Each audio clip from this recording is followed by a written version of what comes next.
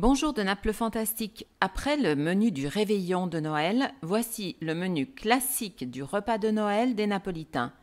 Peut-être un petit peu plus léger par rapport à celui de la veille.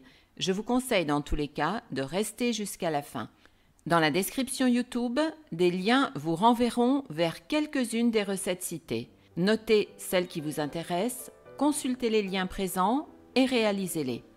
Pour commencer, l'antipasto, l'entrée, est souvent une assiette de charcuterie accompagnée de mozzarella. Ensuite, un petit peu de minestra maritata.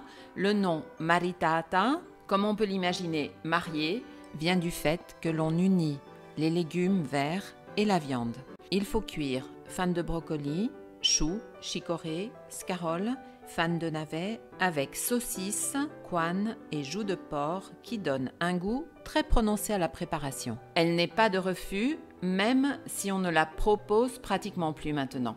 La tradition veut aussi que le premier plat soit les spaghettis avec la sauce de chevreau, c'est-à-dire capretto, mais nous lui préférons les oreillettes à la sauce tomate faites maison par mon mari, même si les oreillettes, les orecchiette, sont plutôt une tradition de la région des Pouilles. D'autres familles opteront pour des lasagnes ou bien éventuellement pour des cannelloni qui sont nés à Sorrente dans le célèbre restaurant Au Parrucchiano.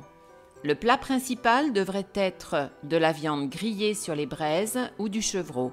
Quant à nous, nous faisons toujours la dinde ou le poulet farci. Dans d'autres familles, on peut faire aussi il roulé di carne, le roulé de viande, accompagné de petits pois ou de pommes de terre. Afin de digérer plus facilement, nous faisons une petite salade, une insalatina, qui est composée de différentes sortes de salades auxquelles nous ajoutons des radis, du thon et des anchois. Le tout est assaisonné avec de l'huile et du jus de citron. La maîtresse de maison peut aussi proposer la salade russe, l'insalata russa. C'est une macédoine de légumes accompagnée de mayonnaise.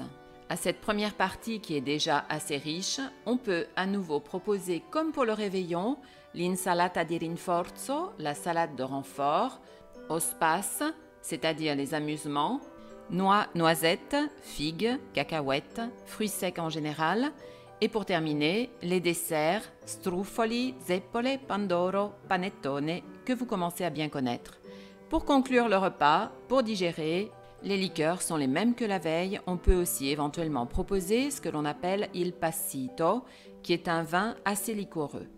L'après-midi continuera en famille avec de nombreuses discussions animées et des jeux, dont les jeux de cartes et la tombola, dont vous trouverez des informations plus précises à l'intérieur de la description YouTube. Le lendemain, le 26 décembre, est encore un jour férié en Italie.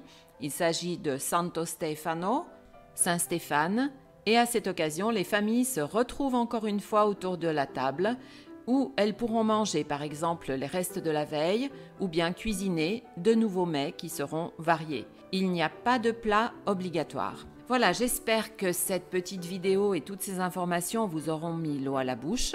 Peut-être que vous aurez trouvé des idées assez intéressantes. Maintenant, petit à petit, nous nous approchons de la Saint-Sylvestre. Dans la description YouTube, une vidéo vous permettra de voir comment se déroule la soirée et la nuit de la Saint-Sylvestre à Naples. Nous avons eu l'occasion de passer ce réveillon il y a quelques années en mer, face à Via Caracciolo et à 2 pas du Château de l'Œuf, où d'habitude, le 1er janvier, aux alentours de 1h30 du matin, un magnifique feu d'artifice est tiré. Je vous remercie toujours pour votre fidélité, j'espère qu'il en sera de même pour cette nouvelle année. Je vous souhaite de très bonnes fêtes, une bonne année, ainsi qu'à vos familles. Si vous le désirez, ajoutez des commentaires et partagez sans modération. Vi ringrazio infinitamente e vi auguro una bellissima giornata e un buon anno nuovo. Grazie, vi do appuntamento alla prossima volta.